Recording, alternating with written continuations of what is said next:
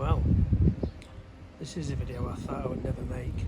I vowed never to talk on a video. The sound of my own voice makes my toes curl, and I am very good at mumbling and getting tongue-tied. But here we go. I told my granddaughter that maybe one day I would do this. If people are actually interested in the layout, and I have to say I'm blown away by the interest and the comments and feedback I get, that I will give it a go. So I'm going to show you the layout.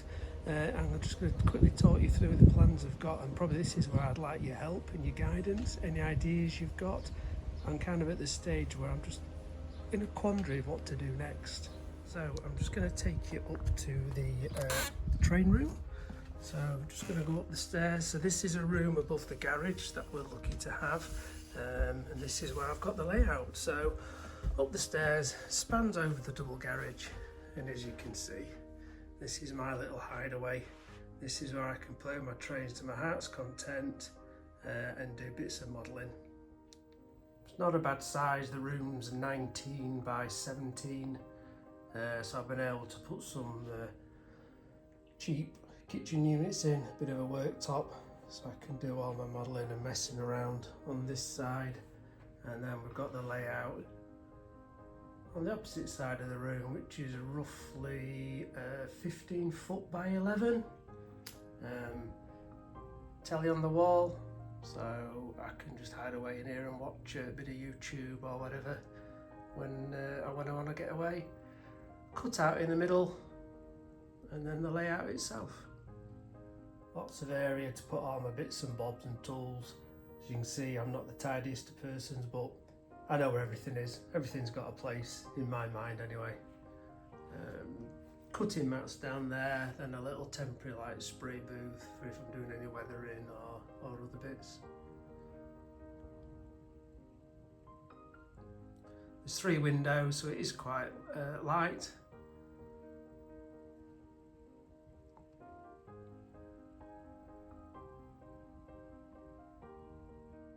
Got some more storage just across this edge underneath where the coaches sit. As you can see, again, an absolute mess, but I'm alright with that. So pretty much it's a 5-loop layout, a roundy, three lines on the bottom, and then there's 2 on the upper level. So the station's the first thing I did. So this has got 5 through lines, and then it's got 1 bay platform. And it's got the large Pico over roof canopy, which took a while to do.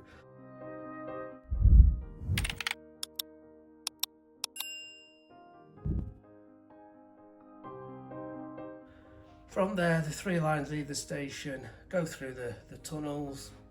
Above there, we've got Holly House Farm, which is one of the first scenics that I attempted. And then the front, there's the small dapple church with a few gravestones.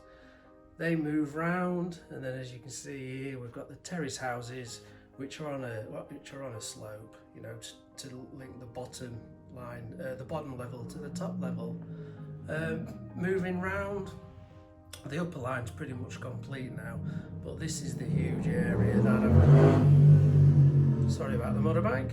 This is the huge area that I'm sort of thinking about how I'm going to make this look realistic. So we've got entrance into the steam sheds, we've got the large coaling tower there, which needs a load more track work doing. Diesels, I've got a small collection of diesels. I never intended to. I always just started collecting the steam ones, in particular the Stanier Duchess class. I absolutely love the look of those. But the more videos I watched on YouTube and saw some of the grimy shunters moving around, I just had to get some, really. So they're sat there right now. Whether they'll stay there, I don't know. We move on to the turntable, which is the Helsian one. It is DCC, it's all wired up and working well, but still looks very plasticky, straight out of the box.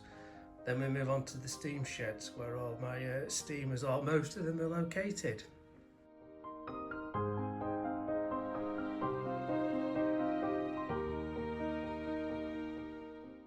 As we move round, you can see the branch line at the back there, and then we come to this area here, which in front of me.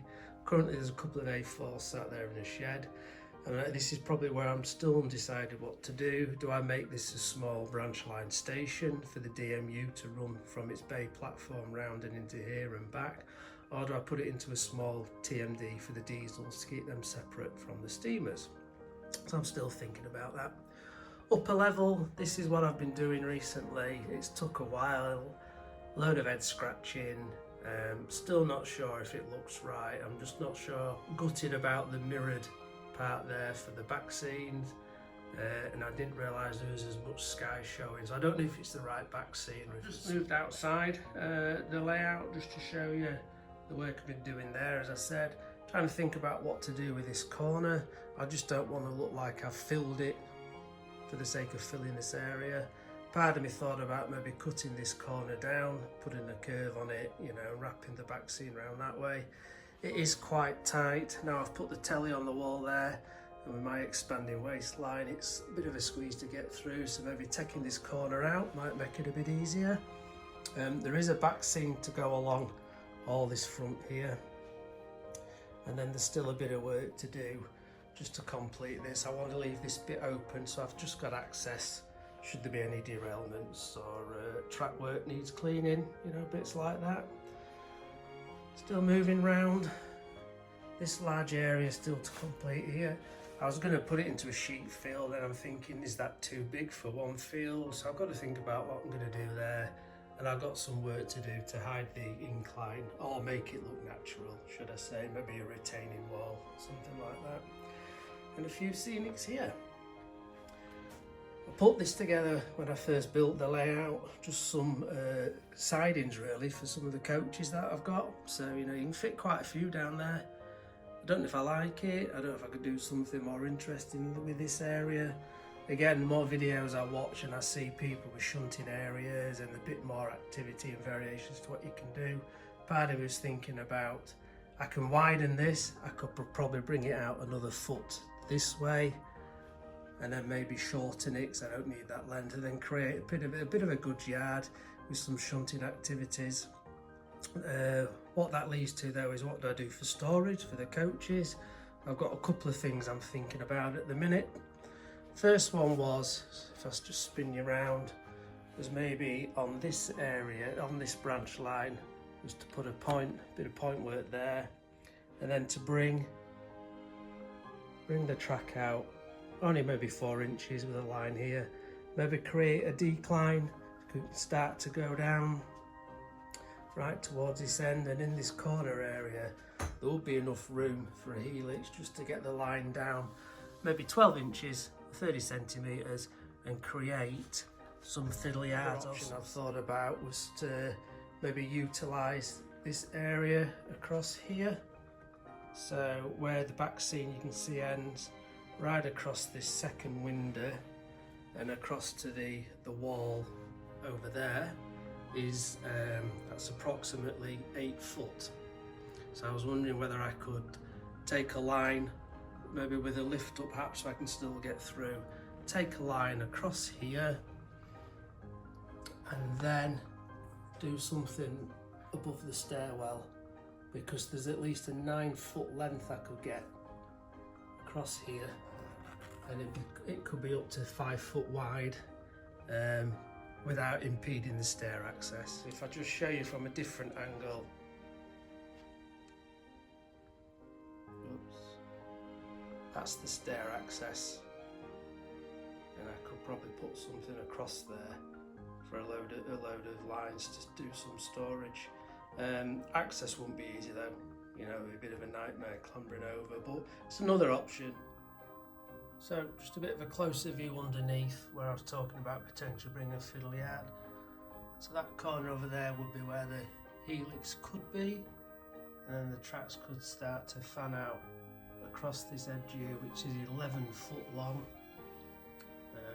and then maybe around this corner, excuse the frozen cushions, right along across there. And that's 17 foot in length. Obviously you won't get all that because of the corners, but potentially something in that, you know, across that edge there to bring it then back round. One of the other thoughts I did have was that if I did put a little fiddle yard under the layout, then this area here, from this base, I could put a stud wall right across from there up to the ceiling because it's wasted space. There's still lighting both sides, it won't create any dark areas. And then I could maybe move the TV and put it onto a new wall that would be up here. And then also, so the wall would be up there, put it on there, but also put some storage along there as well. So another possibility. So just back to this station, what I was talking around. So these are the over roof canopies. Took quite a while to do. You see that they span all 3 platforms. I sometimes wonder, would it have been better with just platform canopies? Keep the lines open so you could see more running of the trains, so you could see the trains better. That's the view you get once you're up. I didn't want the windows to be shiny, so I did matte spray over those and then just weathered them a bit, so still the effect of glass, but they were shiny clear glass. So just back to these steam sheds. I have got the lighting in ready, but it's just thinking about the flooring. Would it be concrete? Would it just be cinders or whatever on the floor? Not really sure. That's something I still need to do a bit more research on. Or hopefully some of you will have better ideas for me. Similar around this area. My plan was to use these 3D printed cobblestone edges around there, but then it's what I would do to build up to it. And it's a big area as well. Would I want to put any more lines from the turntable? Probably not, but we can see. There's the hard standing that I created where these diesels are sat at the minute. Will that stay? I'm not sure yet, not sure. I have got lighting for this coaling tower. You've probably seen from other videos I have been umming and ahhing around this.